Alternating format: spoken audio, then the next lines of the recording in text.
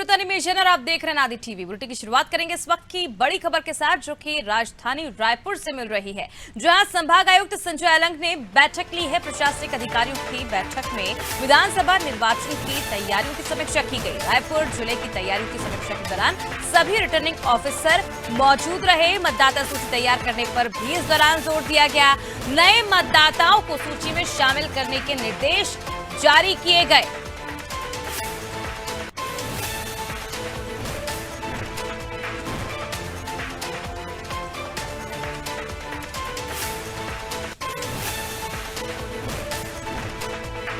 संभाग आयुक्त की पहली बैठक थी, जहां डॉक्टर अलंग ने चुनावी तैयारियों की समीक्षा की है।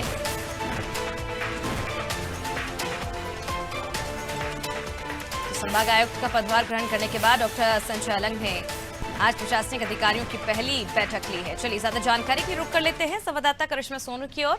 करिश्मा, पद संभालते ही आयुक्त ने आज पहली बैठक ली है, चुनावी तैयारियों की समीक्षा भी की गई है। क्या कुछ इस दौरान चर्चा का विषय रहा?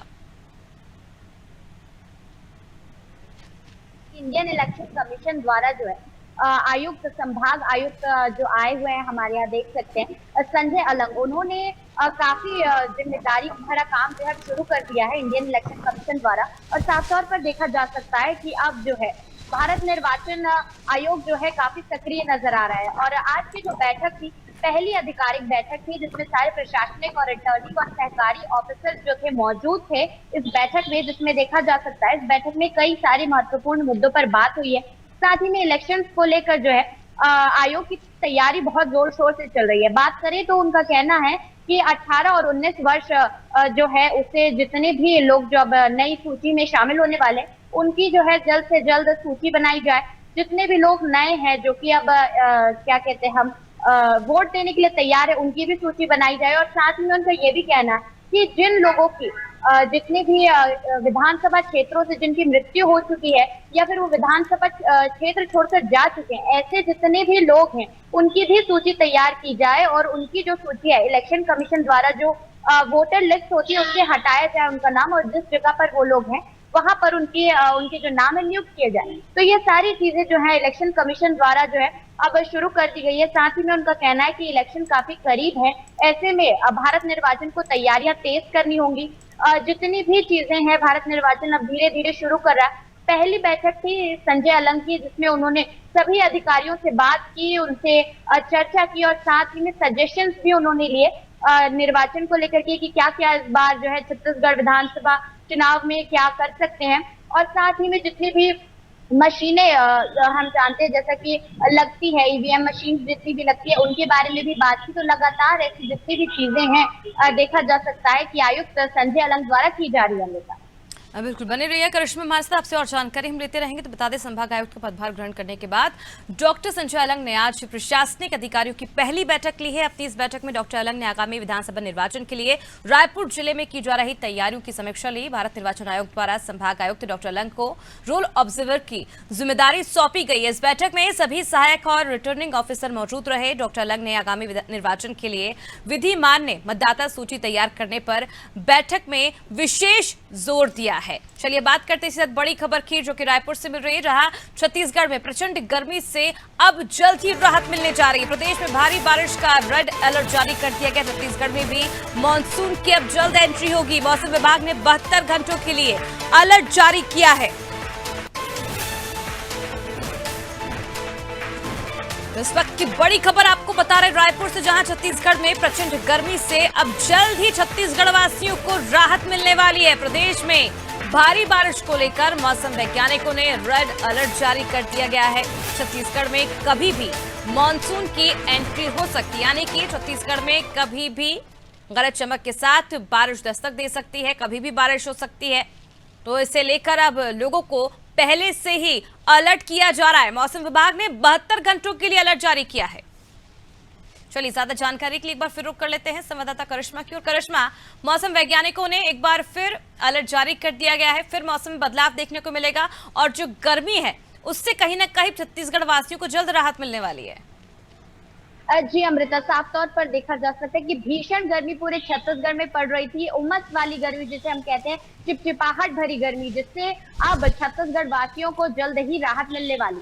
अगर बात करें मौसम विभाग की, तो उनका कहना है कि जल्द ही जो है मानसून अब छत्तीसगढ़ में प्रवेश करने वाला है। बस्तर की ओर से मानसून प्रवेश करने वाला है। पहले भी तिथि बताई गई थी 15 जून, जो बढ़ गई थी, और अब 22 जून बताई गई थी। और अब देखा जा सकता है कि पूरे छत्तीसगढ़ में मानसून का असर धीरे धीरे देखने को मिल रहा है। रायपुर राजधानी की भी अगर बात करें, तो यहाँ पर भी साफ तौर पर मौसम में बदलाव रोजाना देखा जा रहा है। छिटपुट बारिश रोजाना हो रही है। और अगर दूसरे जिलों की बात करें, तो 72 घंटों का अलर्ट जो है पूरे छत्तीसगढ़ में जारी किया गया है। अब भारी वर्षा की संभावनाएं पूरे छत्तीसगढ़ में बनी हुई है। और 48 घंटे में देखा जा सकता है कि सुकमा से जितने भी लगे हुए जिले हैं, उनमें भी भारी वर्षा की संभावनाएं मौसम विभाग द्वारा जताई जा रही है। तो साफ तौर पर देखा जा सकता है कि अब जो है भीषण गर्मी से पूरे छत्तीसगढ़ के प्रदेशवासियों को राहत मिलने वाली है। और अब देखा जा सकता है कि अब धीरे धीरे कर जो है मानसून पूरे छत्तीसगढ़ में प्रवेश करेगा। और अब लोगों की परेशानी कम होने वाली है। साथ ही में लू के जितने भी केसेस लगातार बढ़ रहे थे, हम देख रहे थे डिहाइड्रेशन, हीट स्ट्रोक का जो खतरा था, अब धीरे धीरे कम होने वाला है, जिससे कि लोगों के स्वास्थ्य को भी राहत मिलने वाली है। और उनके स्वास्थ्य पर जो भीषण गर्मी की वजह से खतरनाक असर पड़ रहा था, उसमें भी अब हमें उस दर में भी कमी दिखाई देगी। अमृता, बिल्कुल करिश्मा, कहीं ना कहीं हीट स्ट्रोक के चलते कई लोगों को अस्पताल के चक्कर काटने पड़ रहे थे, लेकिन अब कहीं ना कहीं छत्तीसगढ़ वासियों को एक बड़ी राहत मिलने वाली है। मौसम वैज्ञानिकों ने कह दिया है, अलर्ट जारी कर दिया है कि 72 घंटे के अंदर कभी भी मानसून जो है वो छत्तीसगढ़ में एंट्री कर सकता है। बहुत बहुत शुक्रिया करिश्मा तमाम जानकारी के लिए। तो आपको बता दें कि अब मानसून जो है छत्तीसगढ़ में कभी भी सक्रिय हो सकता है। मौसम वैज्ञानिकों ने इसे लेकर अलर्ट जारी कर दिया और लोगों को सतर्क रहने के लिए सलाह दी गई है। छत्तीसगढ़ में जिस तरह से लगातार गर्मी पड़ रही थी, और अब जल्द ही छत्तीसगढ़ वासियों को इससे राहत मिलने वाली है। चलिए बात कर लेते हैं अगली बड़ी खबर की, जो कि शुजालपुर से मिल रही है, जहां पर विद्युत मंडल में ग्रामीणों का हंगामा देखने को मिला है। चलिए अब आपको बता दें, इसी के साथ बात करते हैं अगली खबर की। दुर्ग संभाग के वैशाली नगर सीट से बीजेपी के 69 वर्षीय विधायक विद्या रतन भसीन का निधन हो गया है। आज भिलाई में उनका अंतिम संस्कार किया गया। देर रात उनके निधन की खबर के बाद से अस्पताल और घर पर उनके समर्थकों के आने का सिलसिला शुरू हो गया है। विद्या रतन भसीन पिछले 3 महीने से गंभीर बीमारी से जूझ रहे थे, जिसके कारण उनका अस्पताल में इलाज के दौरान निधन हो गया। 2018 में उन्होंने कांग्रेस की प्रचंड लहर के बावजूद विधानसभा चुनाव जीता था। विद्या रतन भसीन राष्ट्रीय अध्यक्ष जेपी नड्डा के करीबी और आरएसएस में सक्रिय थे। चलिए बात करते हैं अगली खबर की ओर। पूर्व मुख्यमंत्री डॉक्टर रमन सिंह ने भाजपा विधायक विद्या रतन भसीन के निधन पर शोक संवेदना व्यक्त की। उन्होंने कहा कि भसीन बहुत ही वरिष्ठ कार्यकर्ता थे, उन्होंने हमेशा पार्टी के लिए सेवा की है। एक अच्छे मित्र को हमने खो दिया है। कांग्रेस की नियुक्तियों को लेकर उन्होंने कहा कि अभी तो ये शुरुआत है, आने वाले समय में सत्ता का संघर्ष और संगठन का टकराव कांग्रेस को ले डूबेगा। केंद्रीय गृह मंत्री अमित शाह के चुनावी शंखनाद को लेकर कहा कि शाह कार्यकर्ताओं में जोश भर कर गए हैं। ये मान लीजिए कि अभियान की शुरुआत हो चुकी है। विद्या रतन भसीन जी का देहावसान हुआ और निश्चित रूप से बहुत ही वरिष्ठ भारतीय जनता पार्टी के कार्यकर्ता लंबे समय तक अपने जीवन में, चाहे वो संगठन में हो, चाहे वो महापौर की हैसियत से हो, चाहे विधायक की हैसियत से, पार्टी की सेवा की है। और संगठन में लगातार एक सौम्य और सरल व्यक्तित्व, सीधा साधा और अपने काम से काम रखने वाला और संघर्षशील। अंतिम क्षणों में भी जब तकलीफ थी तो भी मुस्कुराते हुए बड़े से बड़ी कठिनाई को झेलने वाला विद्या रतन भसीन एक बहुत शून्यता छोड़ के जा रहे हैं। और व्यक्तिगत मेरे संबंध जो थे उनके, तो मुझे लगता है मेरा व्यक्तिगत नुकसान हुआ है। एक बहुत अच्छे मित्र को हमने खो दिया। अभी तो शुरुआत है, आने वाले समय में सत्ता का संघर्ष और संगठन के साथ टकराव कांग्रेस को ले डूबेगा। बहुत बड़ा उत्साह का वातावरण बना है, शानदार कार्यक्रम था और कार्यकर्ताओं में जोश भर के गए हैं। और ये माने कि अभियान की शुरुआत। विद्या रतन भसीन जी छत्तीसगढ़ कांग्रेस संचार विभाग के प्रमुख सुशील आनंद शुक्ला ने केंद्रीय गृह मंत्री अमित शाह पर बयान दिया है। उन्होंने कहा कि अमित शाह छत्तीसगढ़ में सिर्फ झूठ बोलने आए थे। बीजेपी के कांग्रेस में आपसी मतभेद के आरोपों पर उन्होंने कहा कि बीजेपी के पास अब कोई काम नहीं बचा है। वहीं विश्व हिंदू परिषद की बैठक को लेकर शुक्ला ने कहा कि जनहित के मुद्दों पर बात करें, माहौल खराब करने की कोशिश ना करें। इसके साथ ही उन्होंने कहा कि कांग्रेस इस महीने के आखिरी तक सभी 90 विधानसभा सीटों पर प्रशिक्षण का काम पूरा कर लेगी। क्या कुछ कहा, चलिए आपको सुनाते उन्हीं की जुबानी। देश का गृह मंत्री सार्वजनिक सभा पे मंच से इतना ज्यादा झूठ बोलेगा। अमित शाह जी को तो भारतीय जनता पार्टी के उन स्थानीय नेताओं के ऊपर कार्रवाई करना चाहिए जिन्होंने उनको आंकड़े उपलब्ध कराए, या अपने उन सहायकों के ऊपर कार्रवाई करना चाहिए जिन्होंने उनके मुंह से झूठे आंकड़े बुलवाए। अमित शाह ने छत्तीसगढ़ सरकार को दिए जाने वाले यूपीए और एनडीए की सरकार के आंकड़ों को गलत ढंग से प्रस्तुत किया।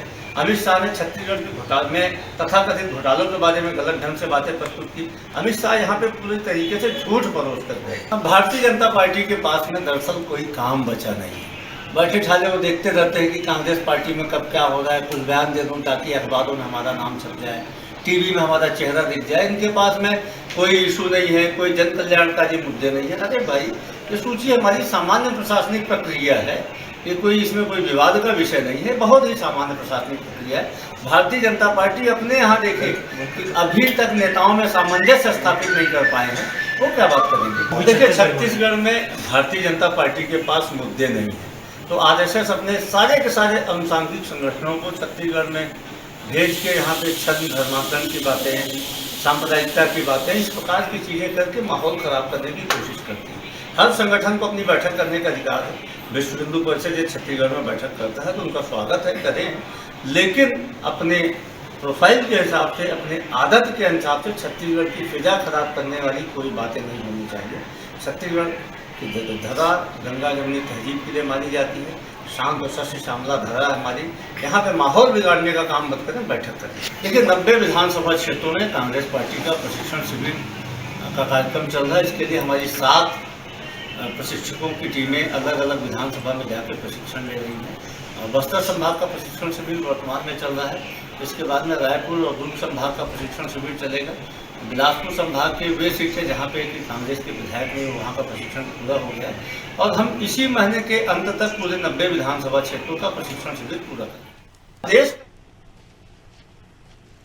छत्तीसगढ़ के बहुचर्चित 2000 करोड़ के कथित शराब घोटाले में ईडी ने पूछताछ के लिए आबकारी विभाग के पूर्व सचिव और आईएएस निरंजन दास को समन जारी किया था। गिरफ्तारी से बचने के लिए उन्होंने अग्रिम जमानत के लिए ईडी की स्पेशल कोर्ट में याचिका लगाई थी, जिसे जज अजय सिंह राजपूत की अदालत ने निरस्त कर दिया। याचिका निरस्त होने के बाद निरंजन दास की मुश्किलें अब बढ़ सकती हैं।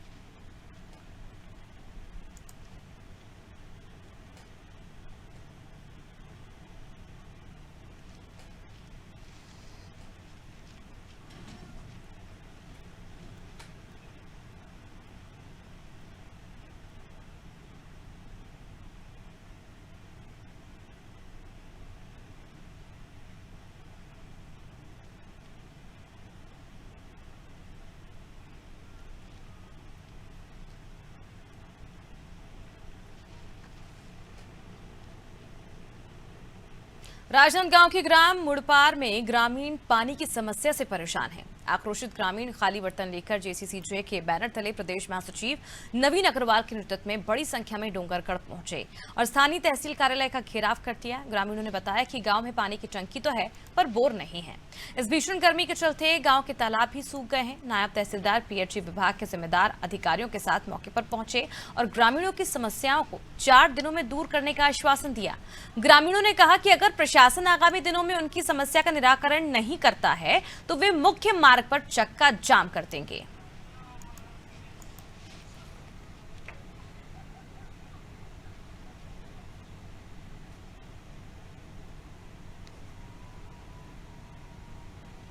आज बिजली का भी व्यवस्था सही ढंग से नहीं हो पा रहा है, पानी का व्यवस्था नहीं है। आज तालाब में भी एक बूंद पानी नहीं है नहाने के लिए। ये सबसे परेशानी हो रहा है। हम शासन प्रशासन से मांग कर रहे हैं कि ये हमारा बहुत बड़ा दुर्भाग्य है कि पानी का समस्या और बिजली का समस्या बना हुआ है।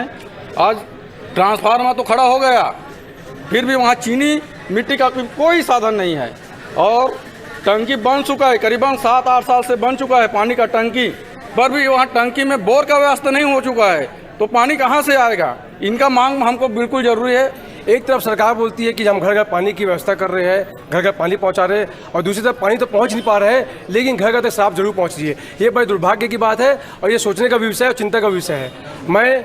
हम लोग यहाँ पे आज ज्ञापन देने आए हैं, समस्त ग्रामवासी भी ज्ञापन देने यहाँ पे आए हैं। हमको लोग आश्वासन दिया है 2-3 दिन में आप लोग समस्या दूर कर दी गई। अगर समस्या दूर नहीं करेगी तो जनता कांग्रेस छत्तीसगढ़ के बड़ा तले सभी ग्रामीणों से मिलकर राजनांदगांव डूंगरगढ़ के मुख्य मार्ग में चक्कर जाम किया जाएगा, क्योंकि संपूर्ण जवाबदारी शासन प्रशासन की होगी। जो भी कांग्रेस के द्वारा मांग किया गया कि ग्राम बड़े मुरपाड़ पानी की समस्या है, पानी की समस्या दूर किया जाए, तो पीएचई वाले विभाग वाले कर्मचारी अधिकारी आए थे। विद्युत विभाग से संबंधित भी उनकी शिकायत था। विद्युत विभाग में कल ट्रांसफार्मर चेंज कर दिया गया है, शायद गांव वालों को जानकारी नहीं रहा होगा, और पीएचई वाले को निर्देशित कर दिया गया है।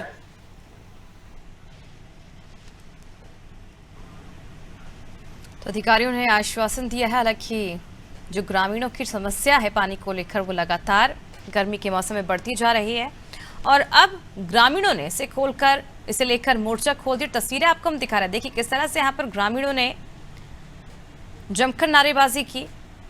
पुलिस ने समझाइश देने का प्रयास किया, लेकिन ग्रामीणों ने एक न सुनी और धरने पर बैठ गए। पानी की समस्या से काफ़ी लंबे समय से ग्रामीण जूझ रहे हैं और गर्मी के मौसम में खासकर इन्हें पानी की समस्या से गुजरना पड़ता है, और काफ़ी दूर चलकर इन्हें कहीं ना कहीं पानी मिल पाता है, और जिसके चलते पूरा परिवार जो है उसके लिए एक बड़ा संकट सामने होता है।